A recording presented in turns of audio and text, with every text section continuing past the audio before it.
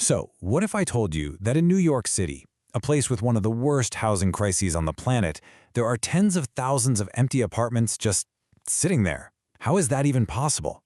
Well, today, we're going to dig into that paradox by looking at two totally different ways to solve it. Are we talking about one single, massive dream project, or a whole bunch of smaller, practical steps? Let's figure out which path could actually unlock New York's future. Everything starts with this one number, 1.4%. That is the jaw-droppingly low apartment vacancy rate in New York City. It's a near-record low. Just let that sink in for a second. For every 100 apartments in the city, fewer than 2 are actually available to rent. This isn't just some abstract statistic, It's the brutal reality that makes New York one of the most expensive places in the world to find a home. So that begs a huge question, right? When a city is literally out of space, when it has no more room to grow, how do you build your way out of the crisis? Where do you even put the tens of thousands of homes that people desperately need? Turns out there are two competing answers to that question. Okay, our first contender is what I'm calling the mega dream. This is a proposal so huge, so ambitious, it could basically redefine an entire part of the city. We are talking about building a whole new neighborhood completely from scratch, literally suspended in the air over these massive, sprawling Sunnyside rail yards out in Queens. You can think of this as the silver bullet strategy. It's the go big or go home approach. The whole idea is to bet everything on one single colossal project that's so enormous it could single-handedly make a huge dent in the housing crisis. It's a really high-stakes gamble, kind of like an all-or-nothing moonshot. And the magic number at the heart of this big dream is 12,000. That's the goal. 12,000 brand new, all affordable homes. This plan, which has been revived by Mayor Eric Adams, involves building a massive platform over a working rail yard and just plopping a new community on top. I mean, it's a wild concept that people have been dreaming about for over a decade. It's a breathtaking vision, for sure. But can it actually survive contact with reality? This billion-dollar dream is facing some, pretty serious challenges. So let's do a little reality check and see if the numbers even add up. Yeah, the first roadblock is a big one. It's money.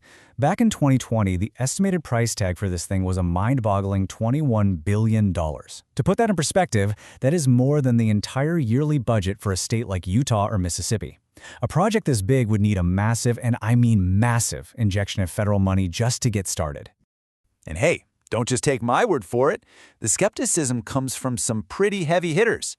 The late legendary architect Robert A.M. Stern looked at a similar idea way back in 2015 and basically called it naive for one very simple reason. It's just so expensive. Can't get much clearer than that. And believe me, the cost is just the tip of the iceberg. I mean, can you imagine the engineering nightmare of trying to build a city on a platform over live train tracks? Then you got to add in the mountains of bureaucratic red tape, the fact that it needs huge public subsidies, and this whole debate over whether an all-affordable union-built project is even financially possible. You add all that up, and the odds start to look pretty long. Okay, so if the silver bullet is a super risky all-or-nothing bet, what's the alternative? Well, that brings us to a totally different philosophy. Instead of taking one giant leap, you take thousands of small steps. This is what we're calling the toolbox approach. The thinking here is actually really simple. There is no single magic solution. There's no magic wand you can wave. Instead, use a whole bunch of different tools, different policies, new incentives, fresh ideas, and you just chip away at the problem from every possible angle, making slow but steady progress all over the city. So what exactly is in this toolbox? Well, a whole range of stuff, actually. We're talking about the City of Yes plan, which is a major rezoning of the entire city. We're talking about new rules that make it way easier to turn empty office buildings into apartments. They're even talking about bringing back things like single-room occupancy units, or SROs, a kind of affordable shared housing. And on top of all that, voters have approved new measures to slash through red tape and get things built faster. It's a total whirlwind of activity.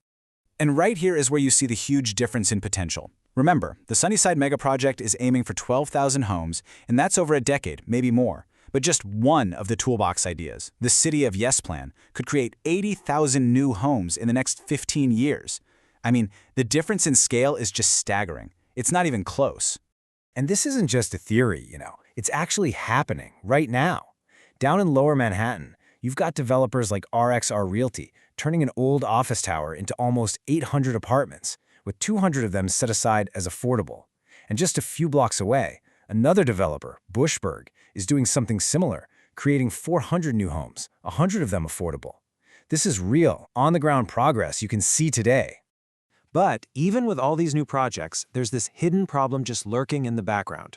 It's a challenge that neither the big silver bullet nor the practical toolbox can really solve on its own, and it is a problem of a truly shocking scale.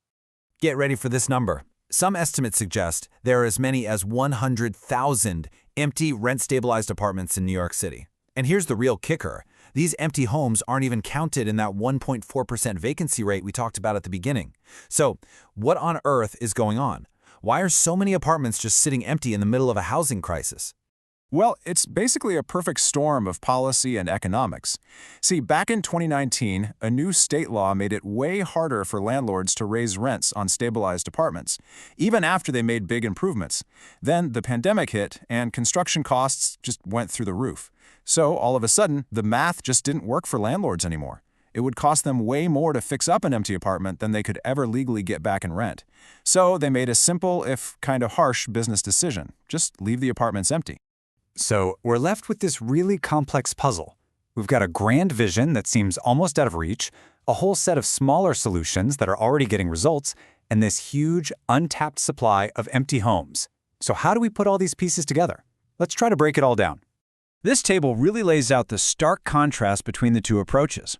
On one hand, you have the silver bullet. It's a massive, single project. The cost is extremely high, the timeline is over a decade, and with so many hurdles, the feasibility is just low. But the toolbox approach? It's incremental, it's citywide, it's made up of smaller, more affordable, faster projects that are already proven to be feasible. The choice seems pretty clear, doesn't it? So, what's the verdict here? Well, while the idea of a single heroic solution is really appealing, the evidence all points in a different direction. It looks like real progress in New York's housing crisis isn't going to come from one giant leap. It's going to come from thousands of small, practical, determined steps forward. It might not be as glamorous, but hey, it's the path that's actually working. And that really leaves us with a final thought that goes way beyond New York City. When we think about the future of our cities, what's actually more important? Is it the soaring, ambitious, once-in-a-generation mega-project?